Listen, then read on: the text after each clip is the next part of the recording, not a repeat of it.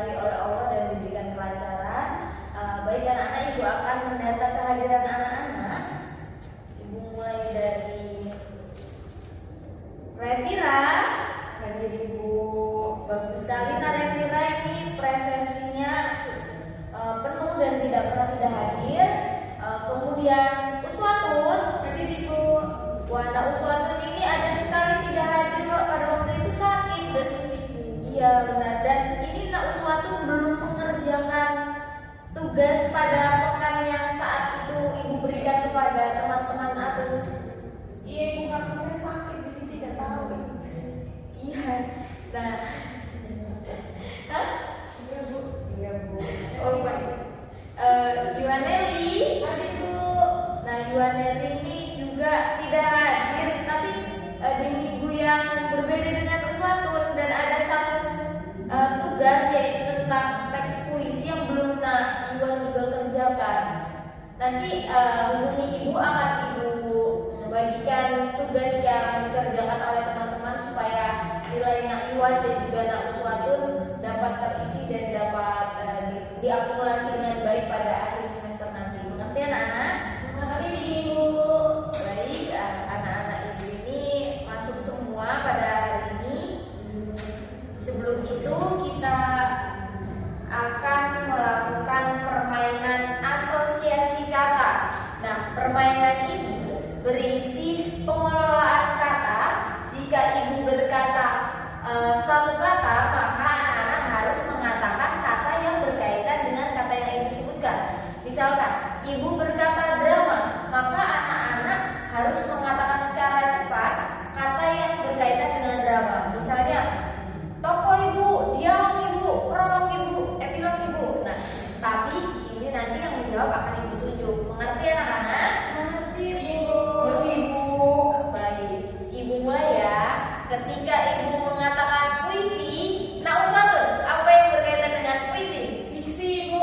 Tepat sekali. Ketika ibu mengatakan berita, Nak Iwan, apa yang berkaitan dengan berita? Fakta ibu. Tepat sekali. Ketika ibu mengatakan cerpen, Nak Revira, apa yang berkaitan dengan cerpen? Maksimal 10.000 kata ibu. Tepat sekali. Nah, anak-anak ibu ini dengan cepat dan tepat menjawab pertanyaan yang ibu sampaikan pada permainan ini. Itu artinya anak-anak sudah dalam keadaan fokus dan siap belajar pada pagi hari ini. Nah, anak-anak masih ingat apa pembelajaran kita pada pertemuan yang lalu? Silakan angkat tangan. Drama ibu. Tepat sekali Nayuan. Nah, pada pertemuan lalu kita mempelajari mengenai drama. Siapa yang tahu apa itu drama? Saya ibu. Baik, Kak Revira, apa itu drama? Drama itu merupakan lakon yang berisi biasanya itu refleksi kehidupan manusia. Itu yang dilakukan ibu. Itu berisi prolog, dialog, dan epilog. Tepat sekali. Nah, di dalam drama kita mengetahui ada berbagai tokoh, ada berbagai perwatakan atau penokohan, ada berbagai genre yang disajikan dalam drama seperti komedi, tragedi atau komedi tragedi. Kemudian ada struktur pembangun dari drama yaitu prolog, dialog, dan epilog. Maka pada pertemuan ini kita akan mempelajari mengenai menikmati karya sastra novel anak-anak. Nah, apa kaitannya sih Bu dengan materi pembelajaran yang lalu dengan materi pembelajaran hari ini? Tentu ada kaitannya. Nah, pada naskah drama kita dapat mengubah jalan cerita drama menjadi sebuah novel yang apik anak-anak. Kita dapat mengambil tema di dalam pertunjukan drama, atau kita dapat mengambil pesan yang ada di dalam pertunjukan drama, kemudian kita transformasikan ke dalam bentuk novel anak-anak. Begitupun sebaliknya, ketika kita ingin mengubah novel menjadi naskah drama pun bisa. Kita akan mengambil tema, pesan, dan juga amanat yang terdapat pada novel, kemudian kita transformasikan ke dalam bentuk drama. Ibu akan mulai pada materi yang pertama, yaitu apa itu novel. Novel merupakan karya prosa fiksi yang panjang dan mengandung rangkaian cerita kehidupan seseorang dengan orang-orang di Di dalam novel itu juga terdapat peristiwa yang dialami oleh tokoh-tokoh di dalamnya. Kemudian di dalam novel juga terdapat ruang waktu, suasana, dan juga latar tempat yang digambarkan oleh penulis di dalam novelnya. Nah, selain itu, novel juga biasanya merupakan gambaran atau imitasi dari kisah pengarangnya. Namun ada editing dari novel tersebut yang kemudian dijadikan tidak sama persis seperti peristiwa yang dialami oleh pengarangnya. Begitu anak-anak. Nah, yang kedua kita akan mempelajari mengenai ciri-ciri novel. Nah, dalam ciri-ciri novel itu ada 6 anak-anak.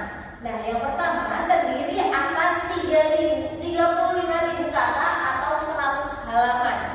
Dan yang kedua, tema dan alur cerita bersifat kompleks. Dan yang ketiga, alurnya itu berkembang anak-anak. Yang keempat, latar bergerak dan beragam. Yang kelima, ceritanya disertai perubahan nasib tokoh. Yang keenam, tokohnya banyak dan memiliki lebih dari 1 karakter. Yang pertama, terdiri dari 35.000 kata atau 100 halaman. Apakah boleh lebih dari 35.000 kata dan lebih dari 100 halaman? Seperti yang pernah Ibu baca, terdapat novel yang lebih dari 35.000 kata dan lebih dari 100 halaman. Dan itu masih bisa dikatakan sebagai novel anak-anak. Dan novel yang Ibu baca rata-rata biasanya berkisar antara 200 sampai 250 halaman bahkan anak-anak. Nah, yang kedua, tema dan alur cerita ini bersifat kompleks. Kenapa bersifat kompleks? Karena biasanya tema pada awal dengan tema pada pertengahan cerita itu kadang memiliki perubahan anak-anak. Jika di awal tema yang digaungkan merupakan tema mengenai kasih sayang, bisa saja nanti di pertengahan tema yang diusung oleh penulis itu bukan lagi tentang kasih sayang, bisa saja tentang pahlawanan atau yang lainnya. Nah, yang ketiga, alurnya itu berkembang. Kenapa sih Bu kok berkembang? Karena pada alur di novel tadinya misalkan penulis ingin menyampaikan cerita menggunakan alur maju. Namun ketika di pertengahan penulis ingin mengubah alurnya atau mengubah sudut pandang, maka penulis juga bisa mengubah alur menjadi alur mundur. Maka dari itu alur bisa berkembang anak-anak. Yang keempat, latar bergerak dan beragam. Di dalam novel, latar yang digunakan itu sangat beragam. Mengingat peristiwa di dalam novel itu tidak sesempit peristiwa pada cerita pendek anak-anak. Jadi latar yang digunakan pengarang itu tidak hanya berpusat di rumah, tidak hanya berpusat di kamar atau di sekeliling rumah. Bahkan pada novel bisa saja latar yang diusung oleh penulis itu bisa di supermarket, bisa di sekolah, bisa di masyarakat, atau bisa di alam-alam lainnya yang bisa dijadikan oleh penulis sebagai latar tempat atau latar suasana di dalam novelnya. Kemudian yang kelima, ceritanya itu disertai perubahan nasib tokoh. Nah, di dalam cerpen juga biasanya di akhir tidak menggambarkan perubahan nasib tokoh, tetapi hanya mengusung amanat dan pesan-pesan yang hanya bisa diambil oleh pembacanya atau pendengarnya. Namun di dalam novel biasanya terdapat perubahan nasib tokoh. Misalnya tokoh yang buruk sifatnya akan menjadi pribadi yang lebih baik di akhir novelnya. Kemudian yang keenam, tokohnya banyak dan memiliki lebih dari 1 karakter. Ini tadi berkaitan dengan perubahan nasib tokoh. Dan tokohnya ini akan memiliki lebih dari 1 karakter. Misalnya di awal tadi dia memiliki karakter yang kurang baik, maka di akhir nanti bisa saja dia memiliki karakter yang lebih baik. Begitu anak-anak. Nah, selanjutnya kita akan membahas mengenai struktur novel anak-anak. Nah, struktur novel itu yang pertama ada abstrak, yang kedua ada orientasi, yang ketiga ada komplikasi. Ayo sekarang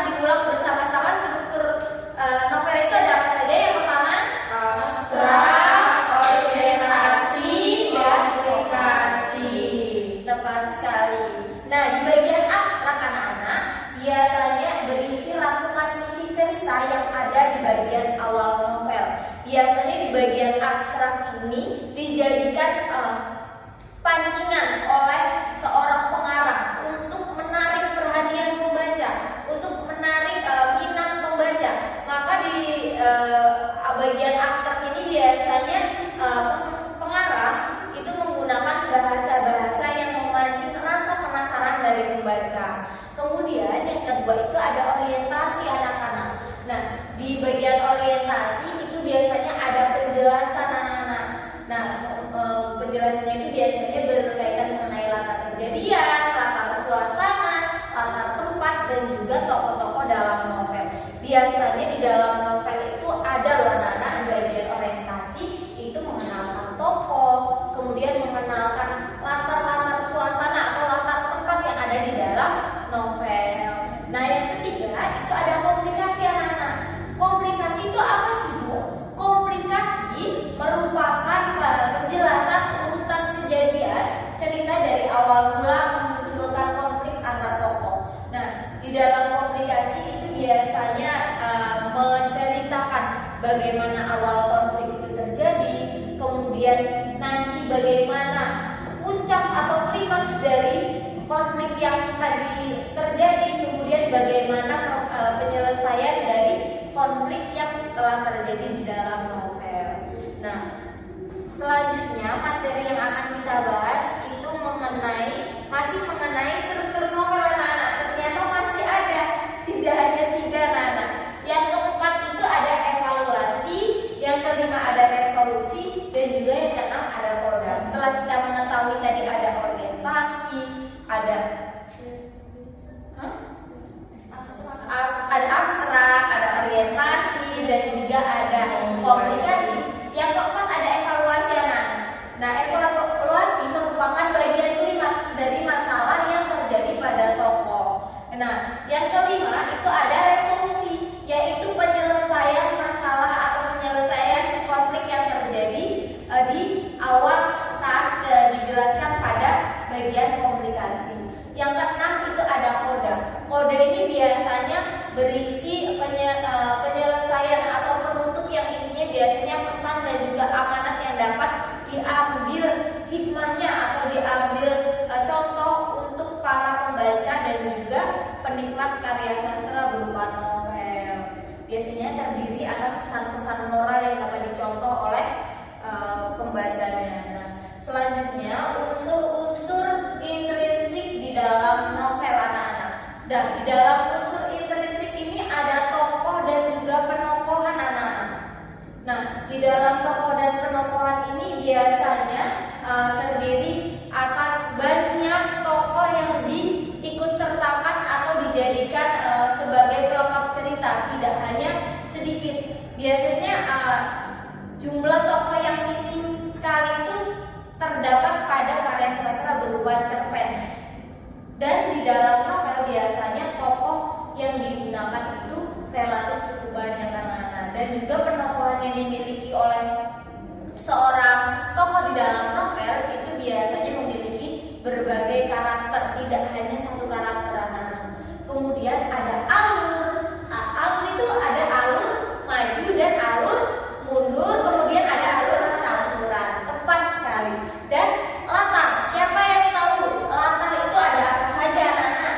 Latar tempat, latar waktu, latar suasana, Bu. Tepat sekali. Latar itu ada 3 anak-anak. Ada latar waktu, ada latar tempat, dan juga ada latar suasana. Dan ada sudut pandang. Sudut pandang siapa yang nggak tahu? Sudut pandang itu ada berapa? Ada apa saja? Sudut pandang orang pertama, sudut pandang orang kedua, sama sudut pandang orang yang sudah tahu. Ya, tepat sekali. Nah, di anak-anak sudah mengetahui berbagai macam sudut pandang yang ada di novel ternyata. Nah, ada tema. Berbagai tema di dalam novel itu bisa diciptakan oleh pengarang. Nah, anak-anak, apakah anak-anak pernah membaca novel? Pernah, Ibu? Nah, Remira ini membaca novel yang bertemakan tentang apa, nak? Percintaan mungkin Ibu, soalnya Dilan. Oh iya, benar sekali. Jika Dilan itu ada percintaan. Nah, Iwan, ini Bu judulnya Shine on Me itu tentang cinta segitiga gitu. Percintaan juga. Kemudian Nak Uswatun, apa Nak Uswatun temanya? Saya baca novel itu saya patah ibu. Itu percintaan juga ya? Ada, tapi ada kisah kehidupan juga bu. Kayak menceritakan kehidupan dari si tokoh yang ada dalam novel tersebut. Bagus sekali. Jadi anak-anak ibu ini sudah pernah membaca kurang lebih bagaimana sih bentuk novel, bagaimana sih tema-tema dalam novel, dan yang terakhir pastinya di dalam novel itu ada amanat yang nantinya bisa dipetik atau diambil pesan-pesan moralnya oleh para pembacanya. Nah, baik anak-anak, ibu pada pertemuan hari ini indikator kompetensi yang anak-anak harus capai itu hanya mengenai mengetahui apa itu novel, mengetahui apa itu struktur novel, dan mengetahui unsur-unsur intrinsik dan juga ekstrinsik pada novel. Nah, kita sudah mengetahui unsur intrinsik pada novel. Kemudian ada juga unsur kebahasaan pada novel anak-anak. Nah, di dalam unsur kebahasaan pada novel itu ada unsur verba material. Unsur verba material itu apa sih Bu? Unsur verba material merupakan kata kerja beribuan yang mengacu pada tindakan fisik yang dapat dilihat secara nyata oleh partisipan yang melakukan sesuatu yang bisa disebut aktor. Contoh, Zafran melihat temannya yang sedang mengibarkan bendera merah putih.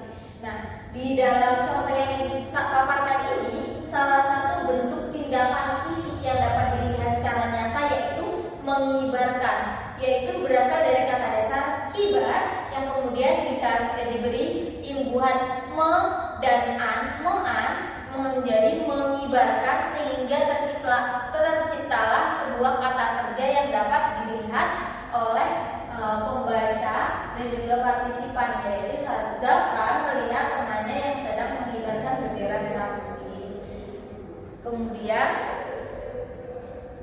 di dalam verba mental itu merupakan verba yang menerangkan persepsi individu, misalnya melihat, merasa. Nah, contohnya, walaupun pekerjaan itu selalu menemani mereka sehingga dari tak terasa mereka tetap merasakan betapa rindunya lama tidak bertemu para sahabatnya. Tetap merasakan. Kata kerja merasakan yang digunakan oleh cerita itu menggambarkan perasaan yang dialami oleh setiap individu atau menggambarkan persepsi individu. Begitu anak-anak. Kemudian di dalam unsur kebahasaan itu juga ada konjungsi temporal. Di dalam konjungsi temporal itu anak-anak harus tahu bahwa kata hubung yang menerangkan hubungan waktu dari dua peristiwa itu ada yang berbeda. Contohnya, Dinda juga ikut menangis mendengar percakapan Genta dan Riani, lalu memeluk erat kakak kembarnya yang tidur di sampingnya. Nah, itu ada kata hubung atau konjungsi yang digunakan oleh dua kalimat, yaitu lalu. Jika tidak ada konjungsi temporal di dalamnya, maka kalimat tersebut itu terdiri atas dua, yaitu Dinda juga ikut menangis mendengar percakapan Genta dan Riani. Dinda memeluk erat kakak kembarnya yang tertidur di sampingnya. Sehingga ketika diberi konjungsi temporal, tokoh atau objek itu dilulukan kemudian digantikan oleh konjungsi temporal di dalamnya. Nah, anak-anak, di dalam unsur kebahasaan juga itu ada kata sifat anak-anak. Nah, kata sifat ini merupakan kelas kata yang mengubah kata benda atau kata ganti, biasanya dengan menjelaskan atau membuatnya menjadi lebih spesifik. Contohnya, Riani digambarkan sebagai gadis yang cantik dan juga cerdas. Nah, di dalam contoh yang telah dipaparkan terdapat kata sifat yang dipaparkan oleh pengarang, yaitu cantik dan juga cerdas. Nah, ada juga kalimat langsung. Kalimat langsung itu kalimat yang biasanya langsung dilontarkan oleh ucapan. Contohnya,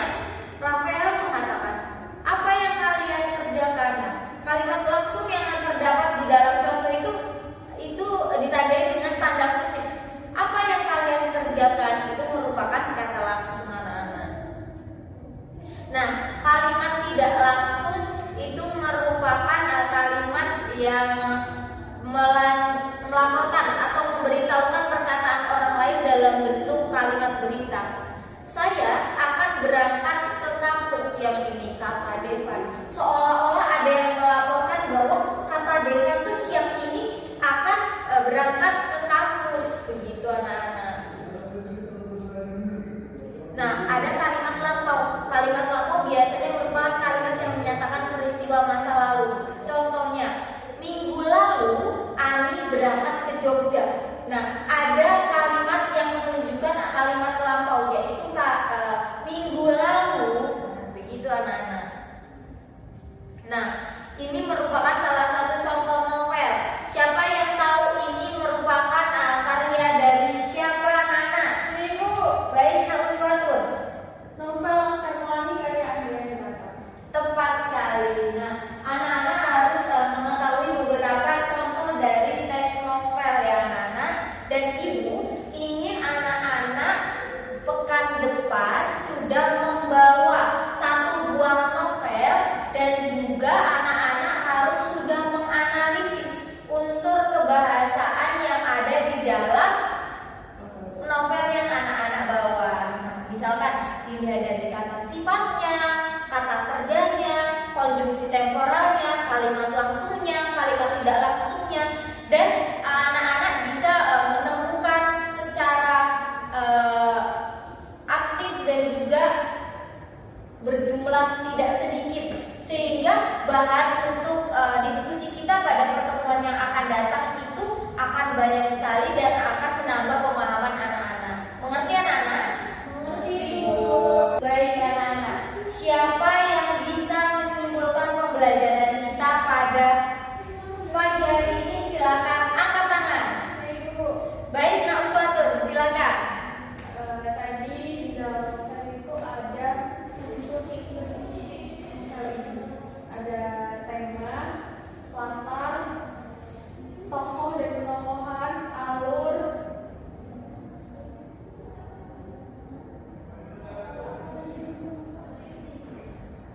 tema, tokoh dan penokohan, alur, latar,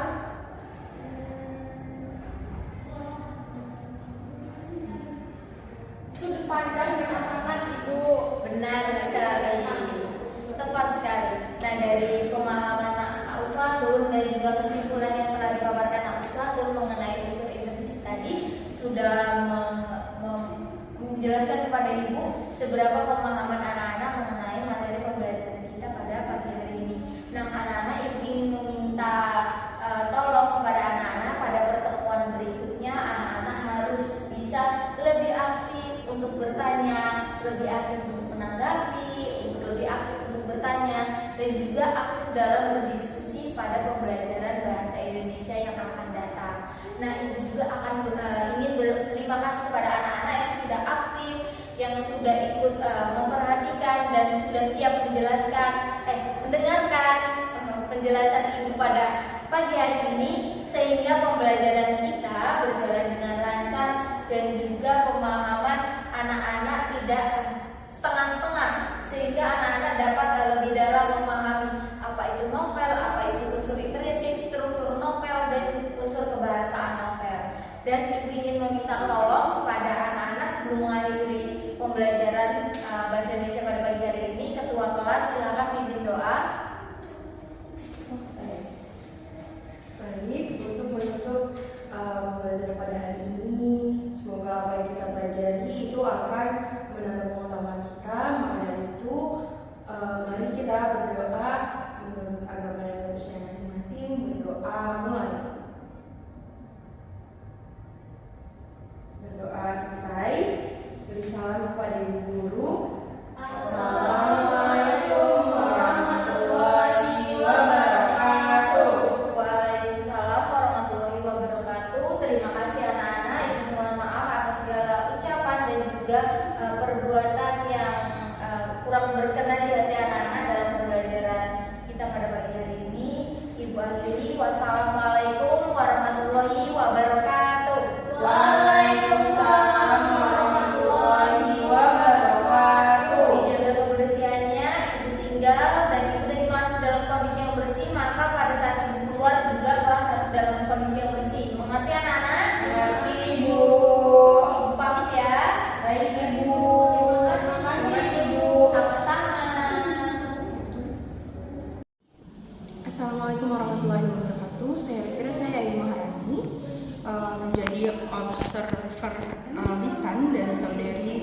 Ida Puji Astuti akan menyampaikan mengenai beberapa penilaian yang akan saya sampaikan dari pertunjukan Saudari Tria. Yaitu yang pertama itu Saudari Tria sudah menggunakan jenis pertanyaan secara singkat. Selanjutnya Saudari Tria juga sudah menggunakan keterampilan bertanya lanjut. Saudari Tria itu sudah menggunakan keterampilan dalam bertanya untuk menciptakan pembelajaran yang aktif dan interaktif. Selanjutnya Saudari Tria juga melakukan keterampilan mengajar yang menunjukkan kehangatan dan kepekaan terhadap peserta didik.